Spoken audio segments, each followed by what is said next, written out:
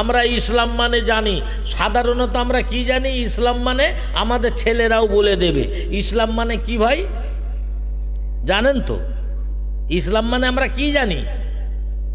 ইসলাম মানে জানেননি? এতদিন মিলাদ শুনতেছেন বছর, এই দেখেন বলে দিল।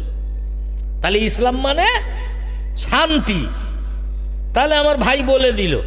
কিন্তু মনে রাখবেন ইসলাম মানে শান্তি নাই, ওটা ভুল মানে। বলবেন দুনিয়ার আলেম ওলামা বললো, আরে দূতের দুনিয়ার আলেম ওলামা, ইসলাম ওটা ভুল মানে। ইসলাম মানে শান্তি নাই। বুঝলে তবে তো ভালো লাগবে। তুমি যদি বোঝো যে আমি সব বুঝে গেছি আর বোঝার দরকার নেই, তাহলে তো আর দরকারই নেই। ইসলাম মানে শান্তি না।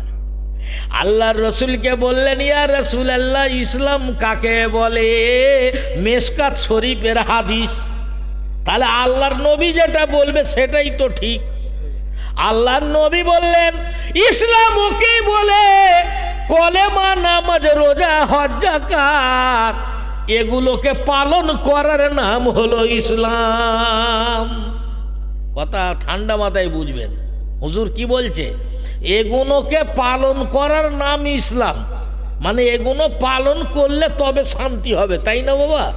তা যদি নাই করি পালন, তাহলে ইসলাম শান্তি, ইসলাম শান্তি, ইসলাম আপনি শান্তি হয়?